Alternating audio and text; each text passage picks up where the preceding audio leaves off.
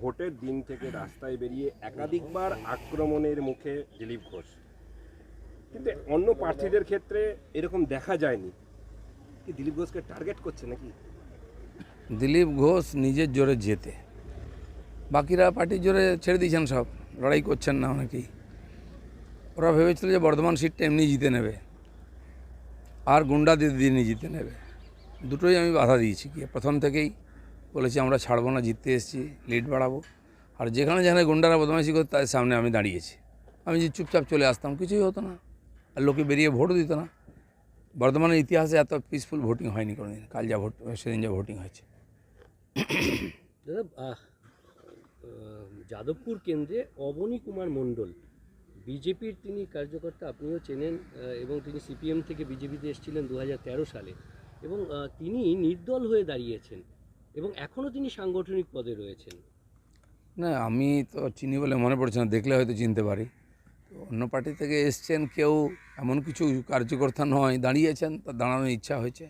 আমার মনে হয় বিজেপির ভোটতে কোনো ডিস্টার্ব হয়। কিন্তু সাংগঠনিক পদে এখনও রয়েছেন। পার্টি ব্যবস্থা নেবে, দাঁড়াতেই পারে যে কেউ, গণতন্ত্রের সবার অধিকার আছে। এতে কি প্রভাব পড়বে? কিচ্ছু হবে না, যাকে আমি চিনি না তাকে পাবলিক কী ভোট দেবে? এত সহজ নাকি যে কেউ দাঁড়াবে আর ভোটে পরিবারের ভোট পাওয়া মুশকিল হয়ে যায় এসব লোকের। সন্দেশখালিতে বারবার করে উত্তেজনা হচ্ছে এবং এই যে ভাইরাল ভিডিও এবং সেটাকে সত্য প্রমাণ করার একটা চেষ্টা, এবং তারপর মহিলারা রুখে দাঁড়াচ্ছেন। বের মজুর বল। দেখুন, ওখানে মহিলারা আন্দোলন করছেন, যা বক্তব্য রাখছেন সেটা লোকে শুনছে। চালাকি করে পয়সা দিয়ে দুটো ভিডিও করে লোককে বোকা বানানো যাবে না। এই ধরনের চালাকি তখনই করে মানুষ যখন হেরে যায়। টিএমসির পিঠ একদম দেওয়ালে ঠেকে গেছে। ভোট উত্তর থেকে হয়ে হয়ে আসছে, দেখুন পিসফুলি ভোটিং হয়েছে।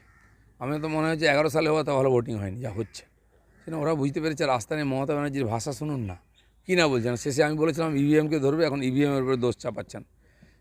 কেউ বাঁচাতে, ভগবানও বাঁচাতে পারে না ওদেরকে এবারে।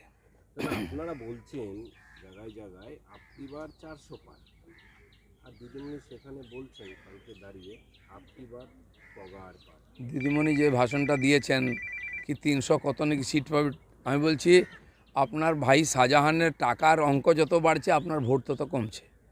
হ্যাঁ, আপনার শাহজাহানের হয়তো 315 কোটি টাকা হয়ে যেতে পারে, টিএমসি বা ইন্ডিয়া জোটের কোনো চান্স নেই 150 পার হয়। যেন এইসব বোকা বানাবার চেষ্টা আগেও করেছিলেন, হেরেছেন।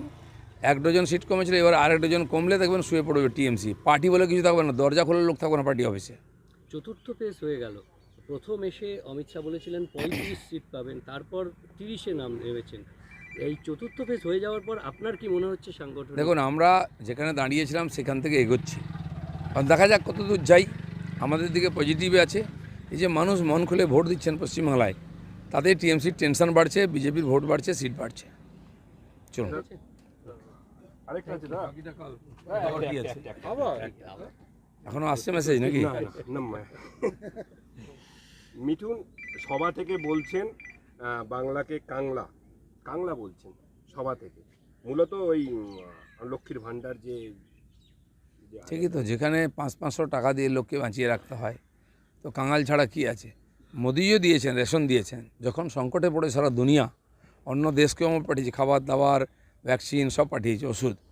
ভারতবর্ষেও দিচ্ছে এই জন্য যে এই যে 1.5 বছরের 2 বছরের যে কোভিড এবং যুদ্ধের যে পরিণাম, তাতে ইকোনমি মার খেয়েছে, সাধারণ মানুষের কষ্ট হয়েছে, সেজন্য তাদের চাল ডালের ব্যবস্থা করছেন মোদিজি।